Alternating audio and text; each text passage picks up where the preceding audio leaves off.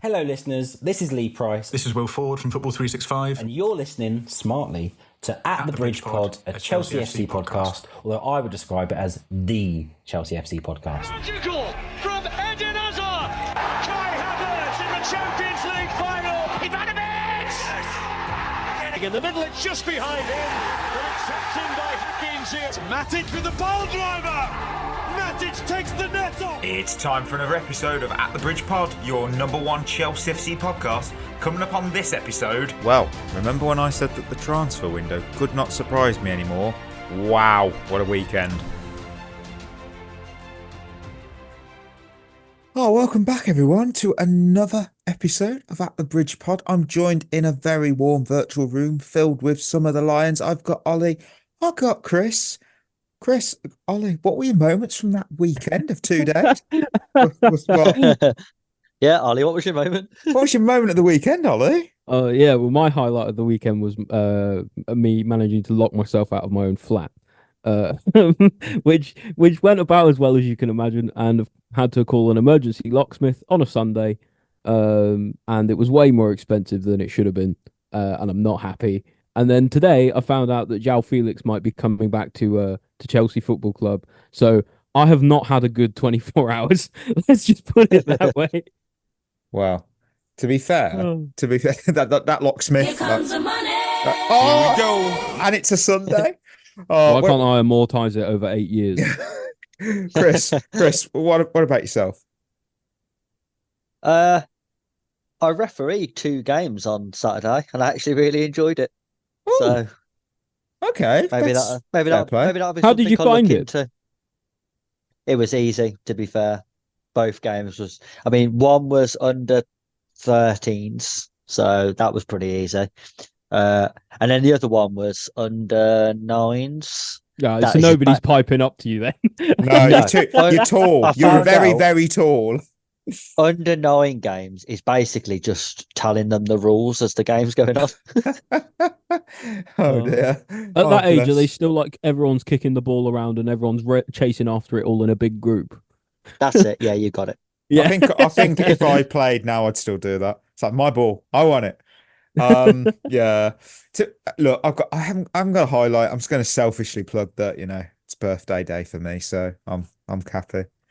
Happy birthday. Thanks. I don't even have a sound drop. I wish I did. I love this. No, I don't. That was Patrice Evra. That's not what I thought it would be. But whatever.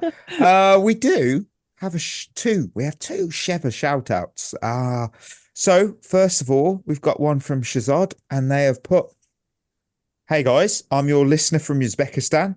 I have 5 to 6 Chelsea pods in my playlist, and you are my favourite ones. I'm looking forward to every new episode released. Thanks for consistently delivering top-notch content and keeping us up to date with all things Chelsea FC. Love you guys, especially you, Chris. Keep roasting the players and the owners." I love Chris. I like that. Really I am big in Uzbekistan. I know, you really are. Well, I mean, we are big in Uzbekistan. Yeah. That's really cool. It's is nice so to cool. know that, we've got some fans all the way out there. So, yeah, shout out to you, Uzbekistan. Yeah, that's awesome. And Loco Coco Pops has popped another 5-star review here.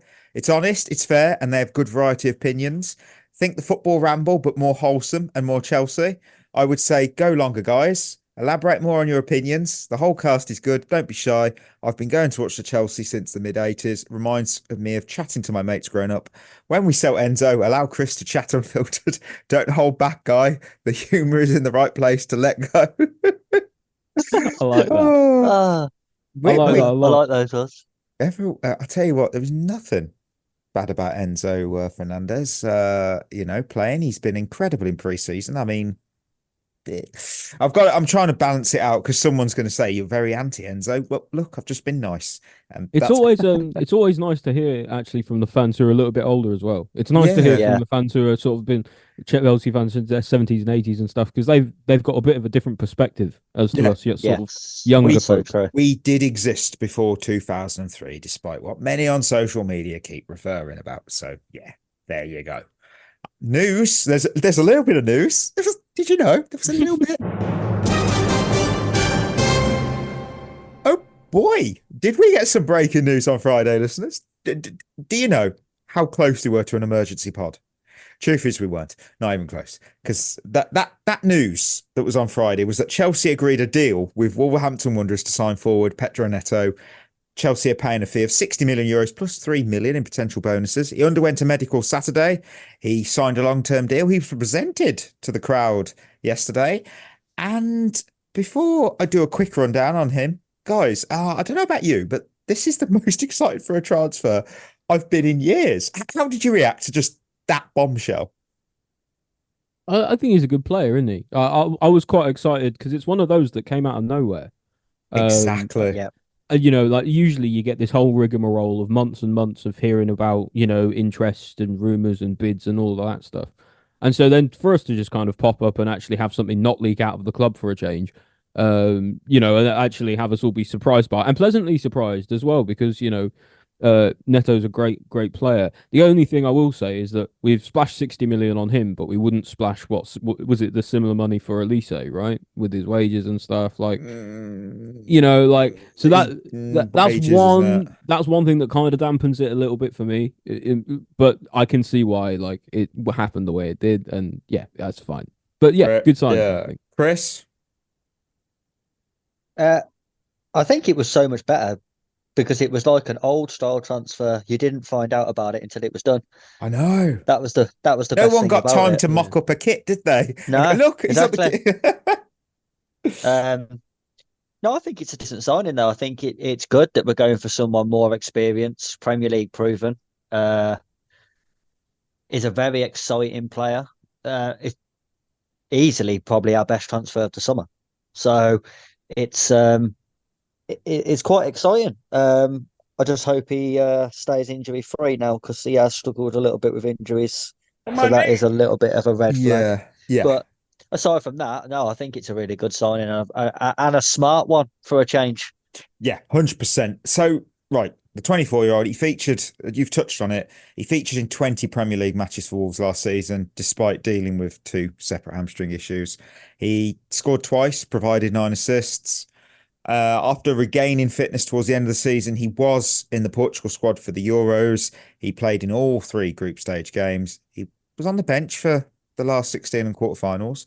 My take on this, my only concern would be, like you said, Chris, he has not played more than 25 games in a season since the 2020-21 campaign due to injuries.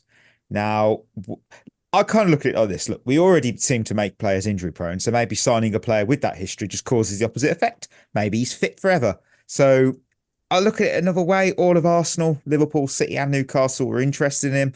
We took the lead. Randy Ortoned our way onto the signing. I would expect, though, that this ends any pursuit and rumour we had for Nico Williams this summer. Because, surely, right? Look, it was clear we wanted a winger.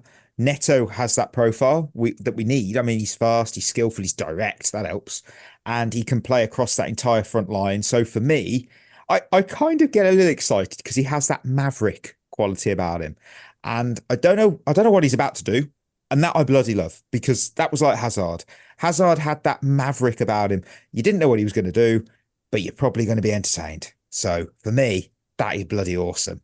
Just hopefully his injuries stay good. We don't see them again. And moving on. Last night, if we didn't need more news, we got more news. New news. Samu Marodion to Chelsea was off, putting at risk the Gallagher to Atletico deal. The Alvarez to Atletico deals. Well, one of those has gone through, so that's irrelevant.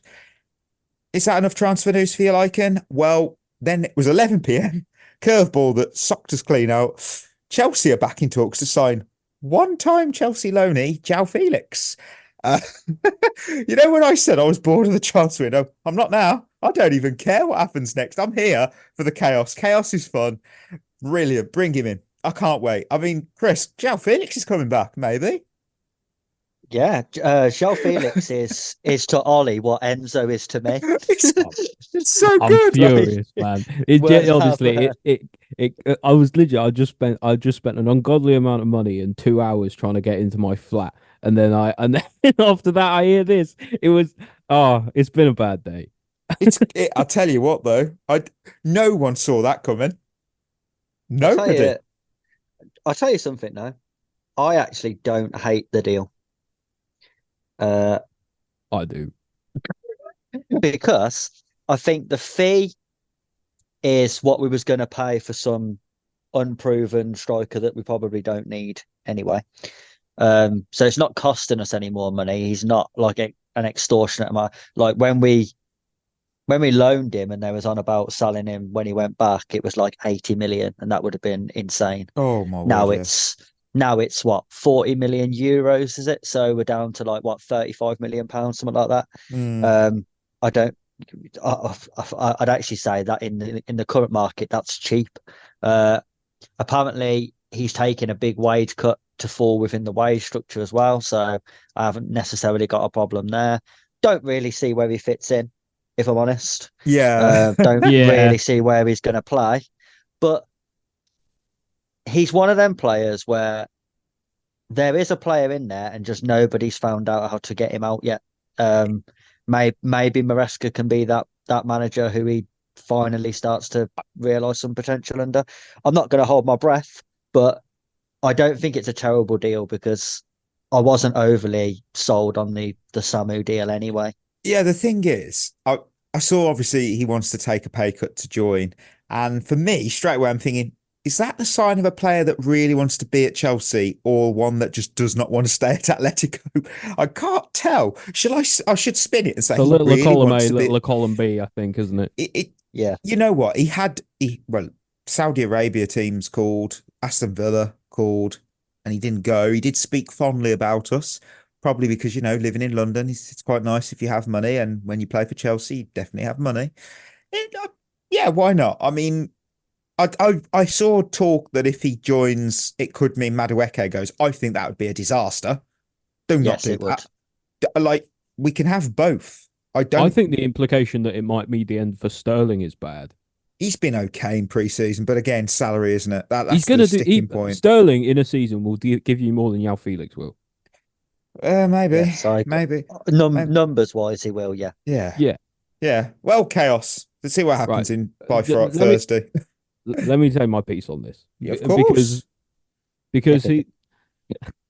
So the first thing that annoys me about this deal is Chris is right about where he's going to play, because we've got an army of sort of like attacking sort of attackers, inside forward, number 10 type players. We've got an army of them, and it doesn't. In my opinion, I don't think he would play over many of the ones that we've got at the moment. I mean, is he going to play over the likes of Enzo if he's further forward? No. Is he going to play ahead of Dewsbury Hall? Probably not. Is he going to play ahead of Nkunku or Palmer? No. So, like, I don't see where he fits. People say you play him out on the wing. I don't think that's a solution either because he's not a winger. So I just I'm not sure what he brings to the table. At least with Omoredion, he was kind of a different profile, right? Like he was that kind of big physical centre forward that bullies the defender and then runs in behind. Felix isn't going to give you any of that, right? So if in my opinion, I think we need to be in for a proper number 9. I guess now that's Osimhen. Could be. For whatever it's worth. The other thing that annoys me about this deal is that it feels like after we signed Pedro Neto, we just like had Jorge Mendes, the agent, as just like the first number in the phone book, and we were just like, we'll just go back to him, right? And the implications of us annoying Atletico and stuff, and what it means for the Gallagher deal can all be a bit of a mess. But the biggest problem, to end this little rant, the biggest problem of signing Felix for me is, in my opinion, it would be a clear sign that the standard has dropped. Now, let me explain, because that sounds a bit odd, because he's a good player and he's been at a lot of good clubs, right? But he scored 4 goals for us in our worst ever season, in our worst period ever, right? Mm. And apparently he loved that so much that he's desperate to come back. We still do this podcast after all the crap seasons that we've experienced. But what I'm getting at is, so signing him back sends a message that the 22-23 level performances are acceptable. And I don't think that should be rewarded, because that was a horrible season. It was a horrible season, but considering he actually stood out and he missed 3 games due to suspension. Yeah, after he was good for half an hour, and that was the last we saw of him that was actually good. But do you not see the point? If that becomes acceptable, the standard is clearly fallen. That can't be allowed to go on, surely. In fairness, though, What I would say about that is we're signing people like Keenan Dewsbury Hall. The standard's on the floor, mate. Yeah, Chris has delivered you're right. a knockout there. I mean, I've looked at Jorge Mendez's clients, and I'll tell you what, some of these I like, and you'll go, I know that name, and it's been linked. So Andre Lunin is one of his clients. We've been linked with him. Yeah. Joao Cancelo, I'm pretty sure we were linked with him at some point. A couple years ago, I think. Francisco Conceição, I like him at Porto. You've got I Ruben remember Neves. us being linked with. We were lightly linked with both of them. Ryan, that's wrong. Ruben Neves, I love him. Ryan Nouri, we were linked with him as well. My Euros young player, Antonio Silva, Diogo Costa, Manuel Ugarte. So you can sort of see the familiarity we were linked with all of them. So yeah, I mean, yeah, why not? Apparently, Paul Winstanley and Lawrence Stewart only have one number in their phones. Well, so. Look at it this way. If Enzo Maresca gets fired, he's also in charge of these managers, and you've got Gattuso, Bruno Lage, Mourinho, Marco Silva, Sergio Conceição, and Nuno Espirito Santo. So cannot wait to see what Marcus Silva does at Chelsea at Christmas. I'm a bit worried I've said that, because I could see that actually happening, and we just go, oh no. We was linked with Marco Silva before. We were before Fulham. Yeah, a long time. Right, we haven't finished with the news, listeners. Hold on. This is the talking of Gattuso. Sometimes maybe good. Yeah, this news isn't great. So The Athletic reported at 7 p.m. British time on Saturday that Reece James had suffered a setback ahead of the new season after suffering a new hamstring injury. It's reported as minor and his return will not be rushed. I cried and now I'm still sad, but thoughts, because this isn't good. Shrug. Shrug. Chris, I'll go to Chris. I've got to look. Honestly, we had both. Like, we all did sort of at different points. Reece James and Mykhailo Mudryk in the last chance saloon, and I'm starting to think that the barman's ringing the bell for last orders and their tabs being totaled, because I cannot and will not retreat from my take when I said that if James suffered an injury this season and he missed a decent portion of games, obviously he's suspended, so I'm not going to include these. It's not fair. He has to go, and right now he has a suspension. But I'm starting to wonder, this is no longer bad luck. This is his career potentially. And if come November, we're talking about his hamstring again, bloody hell. I mean, he's going to be permanently injured with spells where he's fit instead of the other way around. I worry. I just worry. Chris? I think Reece James will be a pure profit sell next summer. I don't even think that's a hot take anymore. I know it's only a minor injury, but the fact that it's something that was meant to have been sorted with his surgery, everyone said he's had the surgery now, he'll be fit. And then the same injury again doesn't look great, especially so early into the season. And the thing is, he was doing everything that he was supposed to have done. Like, he got the surgery. Yeah. He's been doing the yoga. He dropped a little bit of weight. He's playing a less frenetic style of football now, like less intense, and in a less intense position as well. So, like, where do we even go from here? I guess it's we can say, well, like, maybe it's only a minor one, and if he hadn't done all of those things, maybe it would have been a major one. I don't know. I feel like we've got to sort this out soon, because if he's not fit, like, he just can't represent us as a club. It's a big concern. So yeah, it's one of them. We're just gonna have to. We've got no choice but to wait and see. So we'll see. But what at the happens. same time, having said that, the reason I said shrug was because we got Malo Gusto. That is true, and he's incredible. He's like one of the best fullbacks in Europe, in my opinion. And so, like, we're not going to miss a massive amount in terms of that. And I don't know, we'll probably end up seeing like a sort of centre midfield pivot of Caicedo and Cucurella maybe, which maybe. Sort of like we did under Pochettino at the back end of last season, that we did quite well under. So Reece James being out actually might present more squad solutions than problems, which is then even an even bigger issue for him. Yeah, well, what we wait and see. So time for the final pre-season match report, sponsored by. So yesterday in the press conference, I asked you a question saying that you have never lost a qualification game in your career, and you asked me those matches. I forgot Tottenham. Gotta love Jose Mourinho doing a dig at Spurs. He really didn't want to be there, did he? And he proper Chelsea. Yeah, he's proper Chelsea. Chelsea won. Inter Milan won. Winners and losers. We kick off with the winners. Who you got? How many you got? I've got three. I I've found got three. I've got two. Fair, fair. I wonder if we've all got this name. I've got Christopher Nkunku. Yeah, he's on mine. I only didn't have him because I thought you guys would pick him. For me, he's the clear winner for an entire winners list for pre-season because Yeah. every episode, Yeah. I'm pretty certain he was on someone's winners list, which that just speaks volumes about his talent. You know, he nearly bagged the goal of pre-season. He looked lively. I think we're in for an exciting campaign from him. I really am. Chris, he was your winner. Yeah, I think he's been a winner on every single one of my lists throughout pre-season. I think yesterday, though, the biggest thing for me was him and Cole Palmer came on the pitch at the same time, but it was Nkunku the one who stood out. Yeah. Now, I know it was Palmer's first game of pre-season, but if we've got a player who can stand out on a pitch with Cole Palmer on it, that's really exciting for us for the season, because last season Cole Palmer was head and shoulders above everybody. No one could get close to him in terms of, you watched us play and he was the player that you always were drawn to. And Nkunku's been that through pre-season, and he did it yesterday when Cole Palmer was on the pitch, and that's really exciting because if he can stay fit and we can have both of them on the pitch, we've got half a chance, no matter who's in the dugout, because those two are game changer players. I have a question though. Do you think that they can coexist on the field together in terms of like against like for a substantial amount of the season against a lot of the top clubs? Because I feel like you're going to need to press really high in order to play against those teams, especially in the Premier League.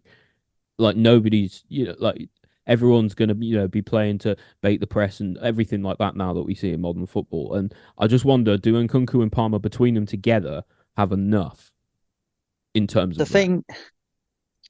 It's a good question. If we was really concerned about the press, though, I don't know why we're getting rid of Gallagher. Yeah, it's a good point. We're selling the best presser we've got. So I don't know whether...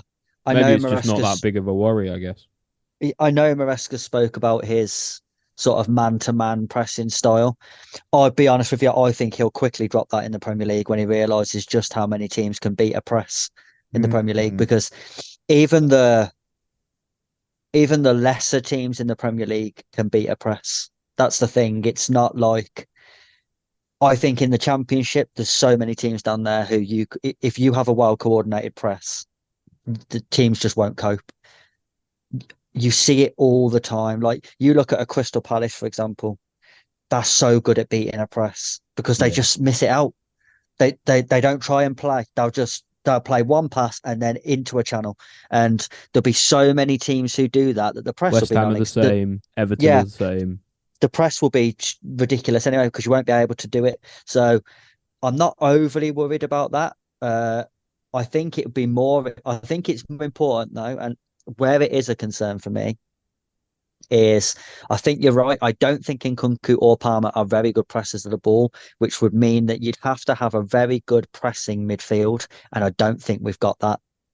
Yeah, that's actually a good point. Yeah, you need a really if you're going with the idea that they're the sort of the left and the right sort of attacking midfielders, that means your wingers, both your wingers have to press well and your striker has to press well. You got Jackson, you got Sterling, that's striker and left wing sorted, okay. But right wing, does Noni press enough as we either? I don't know. Yeah, that's the thing, isn't it? Because you think that midfield yesterday. Maybe Neto would. I don't know. Maybe. I mean that midfield yesterday, it's only pre-season. But that midfield got cut through like a knife through hot knife through butter when the Thuram goal went in. And I watched it back and go, oh, that was easy. Was it because it was a hot day and we all just went, oh, I don't know. Ollie, who's one of your winners? First winner for me is Maresca. Thought we played some good football yesterday. I thought we were actually unlucky to draw the game. In a way, in a matter of speaking, because I thought we made a lot of good chances. I thought we moved the ball well. So yeah, credit where credit is due. I think I've grown more confident over the preseason that that Maresca ball is gonna work at points in the Premier League. It's just about it's just about how often we can get it to click, I think. Because I don't think, certainly not for the first sort of, maybe even the first half of the season, I don't think we can actually sustain a good performance for, say, 45 minutes at a time. That's fair. So I guess we'll see. Yeah, I think that's quite fair. That's quite fair. You know what? I'll go for my second winner, and then we'll go to you, and then Chris, 'cause he's only got two. I've got Leslie Ugochukwu. He's on Yeah, mine that's too. fair. Oh, well, mine's not just for the goal. It's for the fact that he slept throughout the entire game, because every time I saw the camera pan to Maresca on the sideline, I could see Leslie with his eyes closed. And I love how a lot of accounts on Twitter noticed this as well. And then he came on, he was lively, and he scored. And dude, you've just taught us all that sleep is important. Get your 8 Power hours a nap. night. Yeah. Power nap. Look at him. I tell you, every player has to sleep. Just get sleeping bags for the entire bench. That's what we need to do this season. Tap them on the shoulder. You're on. Go. No warm up. Forget that. Right, Chris, why is he on your list? I think he's had quite an under the radar decent pre-season. Yeah, he's been all right, I've thought. I think every time he's come on, he's made a difference. I like his physical presence in midfield. I think that really does add something that we don't necessarily have. I don't think he'll be here by the end of August. I think he'll be out on loan to somebody. Yeah. I think he's a perfect example, though, of how stockpiling good young players, eventually will stop. Because I think the good young players will stop coming. Because I think you look at him, and if he was to go to, say, I don't know, a Crystal Palace or an Everton or a Fulham, I think he's a player who plays every single week in, week out. Yeah, he's already worth 60 million. Yeah, I think he's good enough to play every week for a team in the Premier League, and he can't get a kick for us. And I think eventually all these players will start to notice you can't just come to a big club and sit on the bench all the time. And it's sad, actually, to see a player who I actually think has got a lot of potential is just sort of wasting his career sitting around at us or going on crap loans. I just think he'd be... Do you think his preseason and when he has impressed when he has played means that Maresca might give him more of a shake in the season proper? He might say, no, I want him around. No, I don't think he's got a chance, because we've just signed Dewsbury Hall, who is a Maresca signing. Enzo's not getting dropped because he cost 100 million. Caicedo's not getting dropped because he cost 100 million. And Lavia's not getting dropped because he's been, again, really impressive. Yeah, he has, actually. There's 4 midfielders there ahead of him. Yeah, but I'm not saying for him to start every game. Like he might play Conference League or in the Carabao Cup, or or coming on in the second half of games. Just add something a bit different. We're going to play a lot of games next season. Yes. Yeah, hopefully. Yeah. I thought he was gone on loan. I thought he was gone, but I just feel maybe you can play yourself into a manager's mindset. And let put it bluntly, what have you done for me lately? Well, I know what you've done for me lately on the weekend, and that's going to be in his mind. Will he remember what happened in, let's just say, the Wrexham game? I don't think. I couldn't even tell you what happened in that game. I know it was a draw. It's all I can remember. Yeah. I can remember a lot about the Inter Milan game, and I wonder if Maresca's probably a lot smarter than I am, so he's probably thinking of the whole pre-season, but I still feel that it's going to have some sway. That's what I think. Ollie, how about your second and third winner? Let's hear them. Second winner is Mark Yu, because I've just been really impressed. This is an 18-year-old kid who's come from a massive club like Barcelona, for not a big fee because of the clause in his contract or whatever, and despite sort of a lot of people saying that he's not ready, and that's true, and and he's not going to necessarily be playing for us almost at all this season. I'd be surprised if he didn't go out on loan. I think he's got a top work ethic, and he seems to do a lot of the basics right. For 18, I think he's been one of the more impressive young strikers that we've actually seen at Chelsea. For being 18 years old, I actually think he hasn't done a lot wrong. So it's, I don't know. I think he deserves his flowers, not just for the Inter game, but all of pre-season. Okay. Can I just say on him, I do like him. I think his work rate is great. I haven't seen enough of him on the ball, to be honest. I think even in this game, aside from the one shot that he hit into the ground, I don't really remember him touching the ball again. He's very good at pressing, so off the ball stuff, I haven't seen enough of him on the ball. But can I just say to people, anyone listening to this who slagged Gallagher off for work rate last season Oh, and is now praising Mark Gou for it, you're a fucking idiot. You And a hypocrite. have it one way or the other. You Yeah. either like people who work hard or you don't. You can't have both. You See, can't be now, a fair like, weather fan. all of us can like him for his work rate because we all praised Gallagher for it. But you can't have said Gallagher just runs around and now go in, oh, Mark Gou's that guy. But no, hold on. You can't I'm have with it you. both ways, mate. I'm with you, 100%. Yep. Ollie, third winner. Third winner is Chelsea fans. Pre-season's finished. Thank God. Pre-season's over. Oh, It's I think actually everyone's starting to get that little tingle in the back of their spine. That the first game of the season's coming. Then you remember it's against Man City, and you sort of that's a sobering reminder. But the season's coming, and it's quite exciting that we're actually going to be playing football again, and the games are going to be consequential and they'll matter, and we can care about it more. yeah, that's fair. But my final winner is Renato Vega because he made his presence known. He got to kick a ball. He got to kick a football. He Get did. in there. He made his presence known as a second half sub. And I'll tell you why he did that. Because he was solid at the left centre back option, but he got the crowd going. He had an impact. He had passion, and he was flying into tackles, and the crowd were really vibing with it. He might just be a future fan favourite. He might just be. This is how players connect with the fans, and he really was like the Alfie Gilchrist when he made his debut, just flying around the pitch. I was loving it, absolutely loving it. So that's why he's my third winner, and that's it. Ollie's right. Pre-season winners, at least for now, is done for another year. So moving on to losers. Right, losers. I've got three, and I'll run with my first one. I've got Ben Chilwell. Ben Chilwell. Ben, it might be appropriate because another game, another 0 minutes added onto the clock. And this pre-season, he has played, I've got stats here for you. I've got 19 minutes against Club America, 45 against Wrexham. Look, it might only be pre-season, but I believe that message is loud and clear on the billboard. I think that Chilwell is not part of the Maresca plan.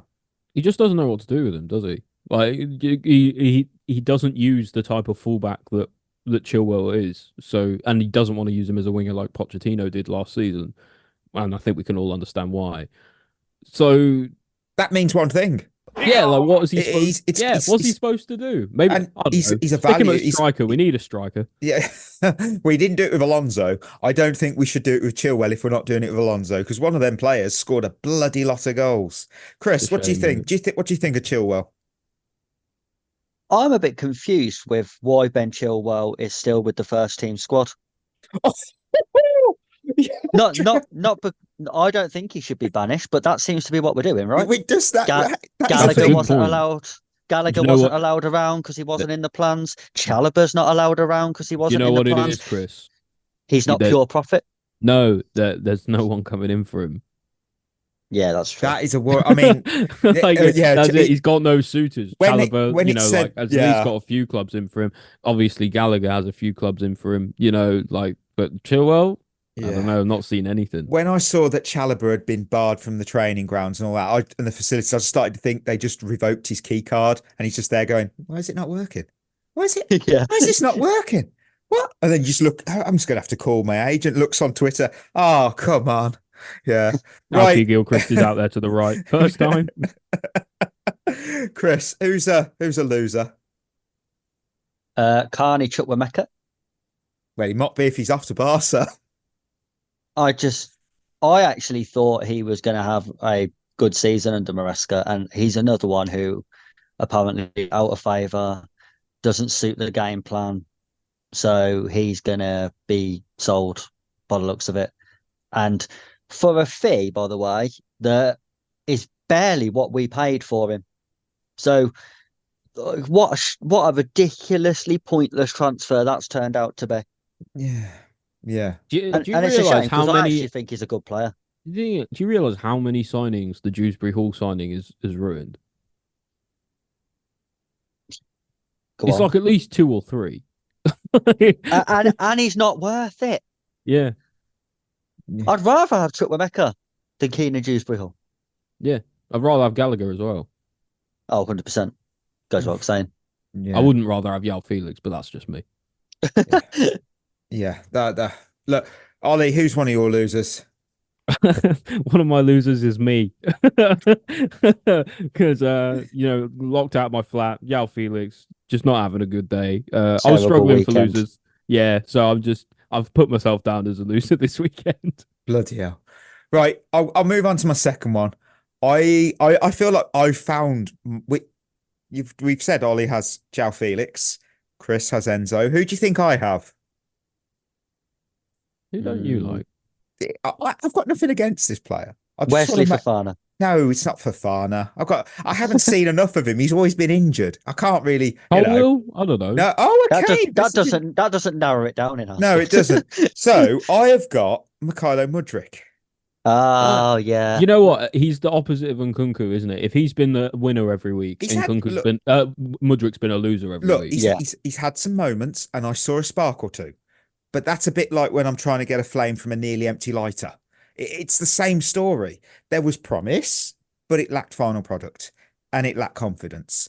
It probably doesn't help that Pedro Neto came out at halftime to cheers, and everyone was like, "Oh my word! Look, we got Pedro Neto. Can he play now? Can he play? Can he play?" And you just think, I'll keep saying it. Get on the phone to your agent and go, "Can you get me a move, please?" That's all I'm saying. So if you got anything to add on to that, no, then we'll move to Chris again. I've got the midfield. Oh, yeah, that's fair.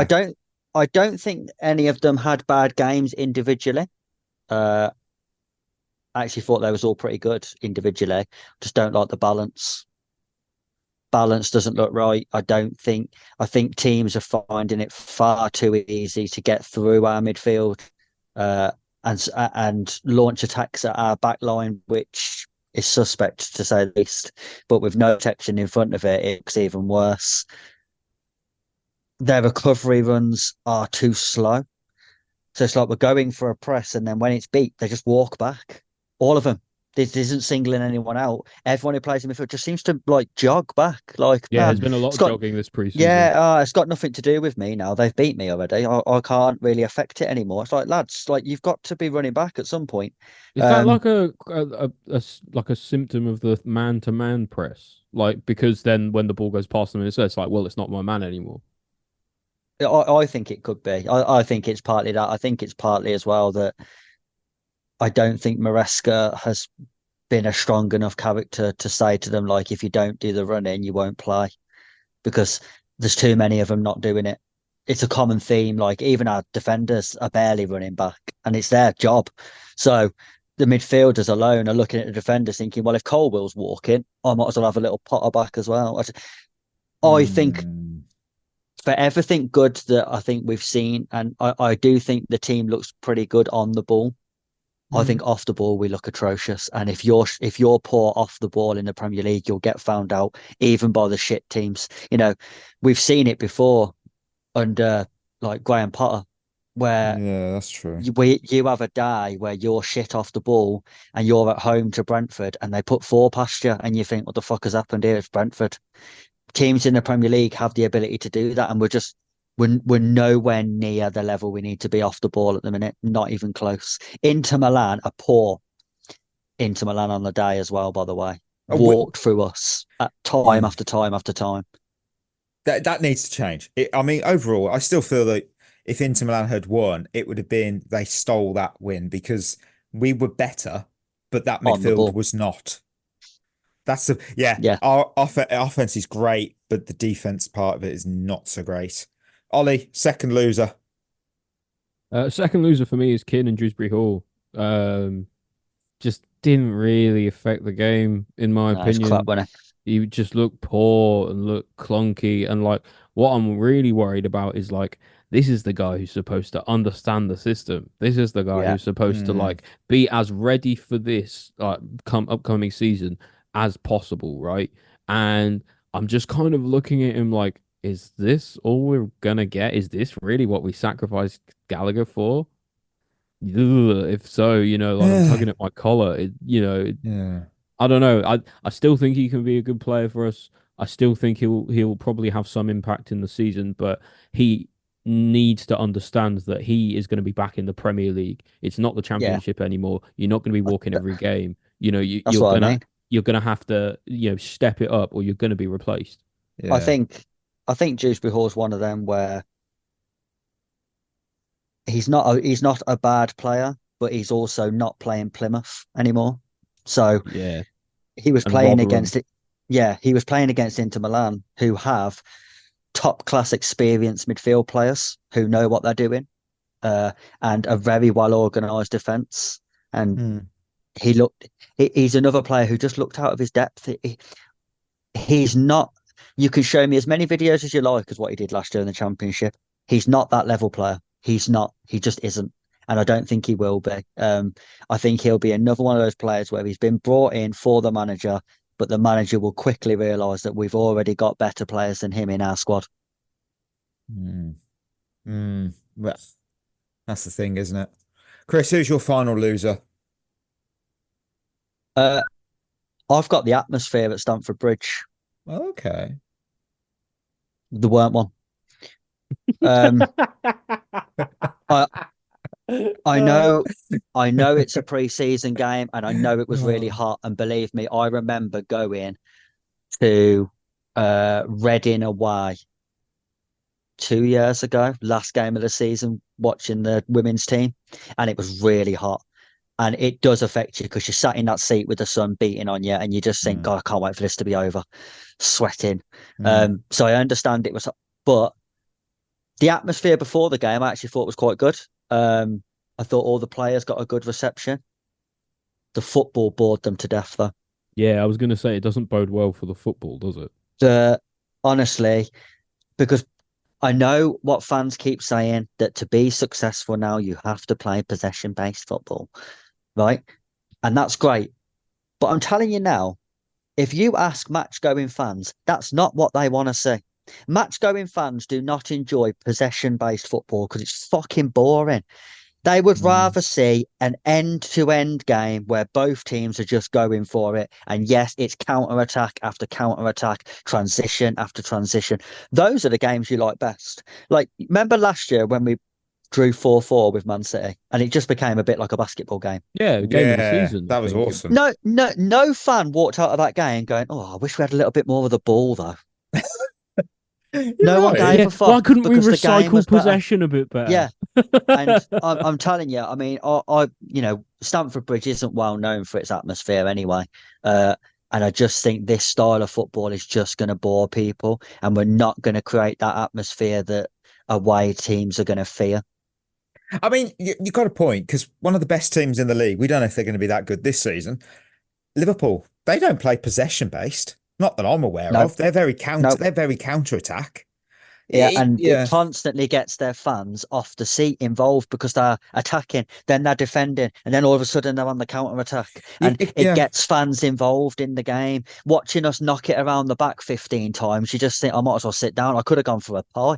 Yeah. And they still would have been in the same phase of play. I mean, even Man United don't play that, but then their fans are probably on the edge of the seat to leave the stadium half the time. So it's because water's dripping on them. Yeah. And look at the two other teams that play kind of play that way in the league. You've got Arsenal, who their atmosphere dies after the silly song at the start. And Man City, who's basically a library.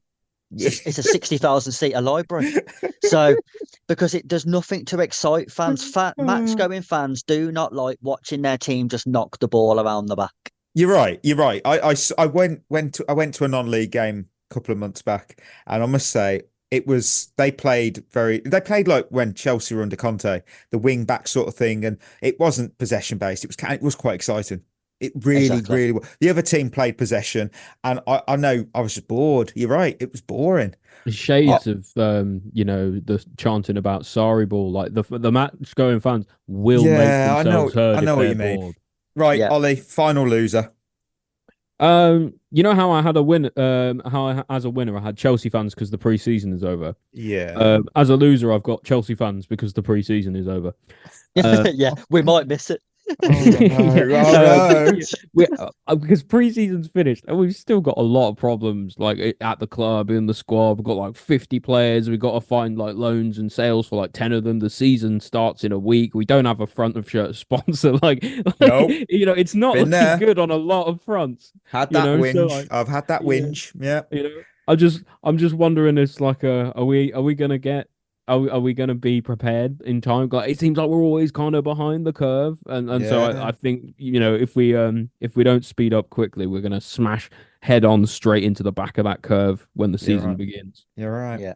Right, listeners, did you really buy? Did you buy into what I said last episode that I wouldn't do another $4.99? Come on, it's everyone's favourite part of the week. This game was indeed that price on the app, and of course, it means I have a list of items that are $4.99 or less that provide better value than a pre-season friendly. So for $2.99, I found a studio cheese board with tools. It's the cheese board and the tools. So there's no cheese here. But you've got £2 to get some cheap cheese. So basically, it's something to slice it and fork to pick that cheese up. Do not underestimate a bargain cheese board, listeners, because it'll be coming out to the dinner table on Christmas Day. You won't eat any of it, but you don't want to be the household without a cheese board. And the second item, this is where I got really clever. Second item I found for just 99p each were packets of lettuce seeds, spring onion seeds, and radish seeds. 99p each now. Very important you remember that information. Because finally, do you remember that topsoil that was on offer the other week for under £5? You do. You're making a vegetable patch. Well, I found a gardening professional seed and cutting tray for just $3.99. So you can also get a pack of seeds, and you've got it under your. So not only can you use your topsoil, you can sow those seeds I mentioned earlier, and grow your own veg, which you can of course harvest in October. You've got a lovely autumnal salad, and you've saved money. I mean, there you go. You can feed yourself. Exactly. You can feed yourself for literal weeks instead of buying. With that, we can celebrate the end of pre-season 24-25. Hey, we might miss it. We might miss it. So, Quaresma's questions. I've got two up. I've got Alexander who's asked, do you guys think that with Jorgensen here, Sanchez is showing signs of improvement? I think he's been better than I expected. The bar was very low. Yeah, very low. That's the thing. Is like my gut reaction was to say yeah, but as well, like the bar was in hell, wasn't it? Yeah, the bar was a limbo final, and it was like right to the floor. But he's raised it a little bit. Yeah, I guess. Yeah, I would not want him as iron number sharpens one. Iron. If you can call either of them iron, You've I guess. just classed Sanchez as iron. Oh no, no. He's not. He's. Yeah, Sanchez is like one of those metals like nickel at best. We have still conceded like 14 goals in pre-season though. Oh yeah, well that's not really down to the goalkeeper though. Like yeah, but we've just talked about the defenders jogging back. Actually, it wasn't either of them things. It was the quality of the pitches. Come on, Guardiola told us. Oh yeah, good point. You know what though? Like I think you're right. I don't think we've conceded a goal in pre-season where I've gone, oh, Sanchez should save that. But at the same time, I also haven't seen him make a save that he shouldn't make. There was one in the Club America game, if I remember rightly. That was a good save. If it's the one I'm thinking. Yeah, it was a good save. But one is, again, the bar is in hell. Yeah, and that's what I mean. I think the difference between what we've got and a top class keeper is, you still won't look at any goals you concede as their fault, but they'll also stop some of those goals even though they shouldn't. Yeah. Final question. Cold Palmer has asked, seems impossible to answer, but who should our starting centre backs be this Sunday? Okay, can we get Thiago Silva back? Yeah, you know what? I would go. I'm just going off the top of my head. Who's impressed me? Tosin, Chalobah. Yeah, Chalobah ain't played. I'm picking Chalobah. Tosin, Chalobah, and Colwill. I think I'll go Cucurella. No way is he going to be centre back. Left centre back as a functional three. Then who's on the left side? Yeah.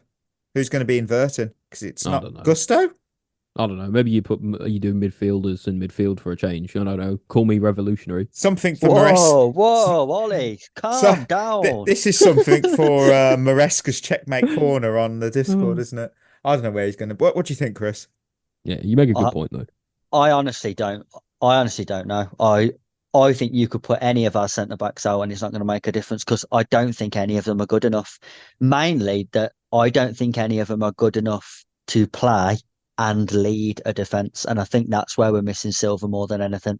Not just his quality, but the fact that he was leading these players. And you can tell that he was basically walking some of these defenders through a game because Chalobah, Colwill, Disasi, Badiashile all looked so much better with Thiago Silva next to them. It's not coincidence that since he's gone, they all look really, really poor. You know what? Maresca can use my Lion of the Week roulette wheel.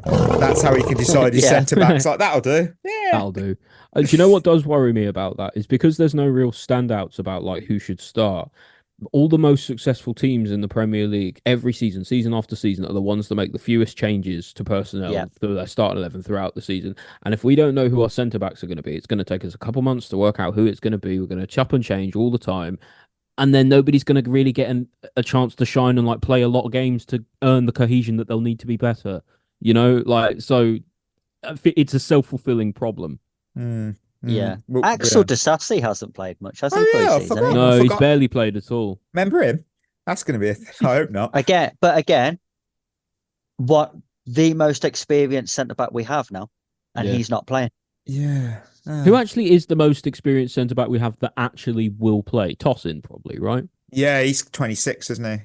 26, yeah. After him, though, it's like... Yeah, it's not... Badiashile. And his experience of the Premier League is what? Finishing 11th? Well... Yeah. With Fulham. Yeah. Great. To close out, Ross Turnbull's Tenaball. This week's category is Premier League captains, and I just want you to work together to name me the Premier League captains of each club from last season, 23-24. There are 20. This is a quiz suggestion from Boosh on the Discord. So I'm curious if you could get all 20 here. I honestly don't think you will. Do you mean? Hold on a minute. Do we mean their actual captain? For that season, yes. Because ours is Reece James, but he never played. So who is that? Who we're saying though? Yeah. Reece James is the Chelsea captain from last season. Yeah. Okay, so it's who they actually. He's on there. Right. Virgil van Dijk for Liverpool. Kevin De Bruyne for City. You're doing all right. Odegaard for Arsenal. That's 4. Who's Spurs' captain? Son? Young Yes, you got 5. Villa's is Emi Martinez, is it? It is not. It is not. Wait, isn't it? No. John McGinn?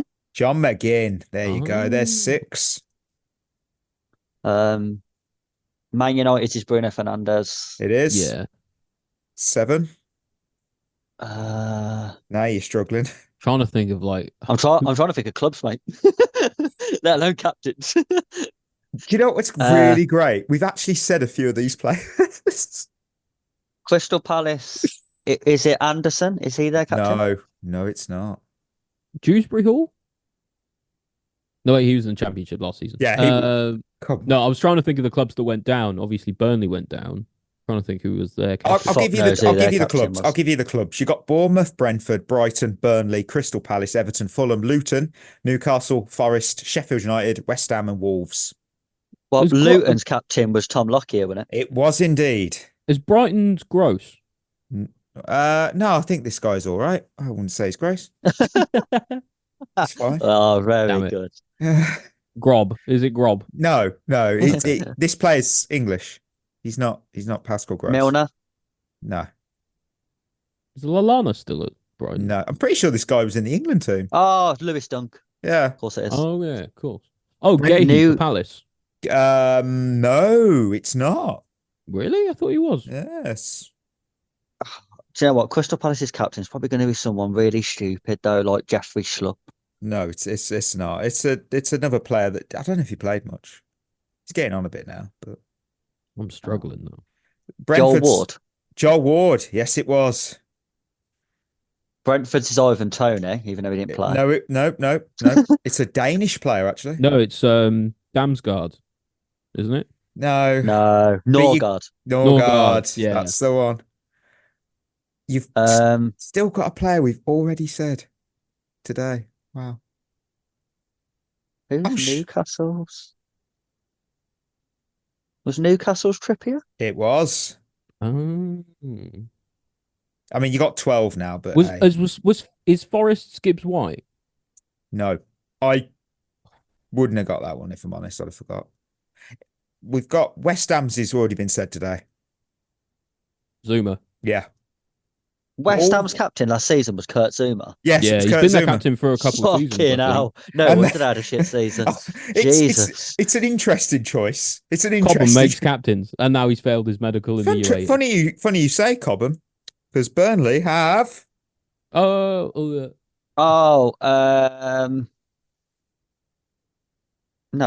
Pop it in.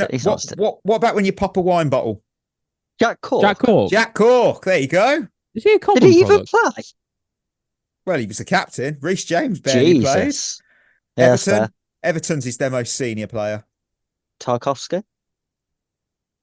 Their most senior player from Sligo Rovers. Oh, Seamus Coleman. Seamus Coleman.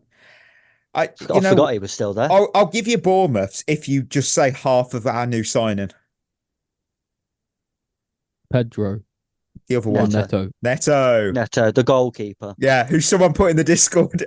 I don't think they realised when they typed Neto in, it brought up the goalkeeper and he was playing up front. And I love that. I was like, yeah, he could do a job. He hasn't scored a goal in his career, but Chelsea don't score many goals nowadays. Who else have we got? What other teams haven't we done? You haven't done Fulham, Forest, Sheffield United, or Wolves. Was Palhinha? Fulham was Palhinha, wasn't Fulham's one. No, Fulham. No, it wasn't. Or was it Tossen? No, I don't think you'll get it. Tim Ream? No, Tom Kearney. Fucking hell. Again, how are you making your captain someone who doesn't play? Forest's was Joe Worrell. No, there's no chance I was getting that one. Sheffield United's was John Egan. And Wolves, who I think we do know because he's recently gone to West Ham, so he might be their new captain. And it was Max Kilman. Max Kilman, yeah. Yeah, so that's going to be interesting. Reece James is our captain, so I mean, he might play the same amount of games that Tom Kearney played for Fulham last year. I don't know how Max Kilman's a Chelsea fan as well, if I remember rightly. Yeah, well, he went to West Ham, so he didn't love us that much, did he? No, that's very true. I'm going to actually look probably too old for us. How old is he now? Thank God we're getting someone who really loves this club. Unless he's 16, mate. Don't matter. Let's look at all seasons for Tom Kearney last year. He played 34 games in the Premier League. Oh, wow. I'd love Reece to play that many. For Fulham last season? Yeah, he played 34. Fair enough. Jesus Christ, had no impact on the season whatsoever. Didn't he used to play for Derby? Well, I don't know. Maybe. No, Blackburn and Hull. Okay. I wonder who I'm thinking of. Yeah, he was on the bench for West Ham, Spurs, Brentford and Palace games.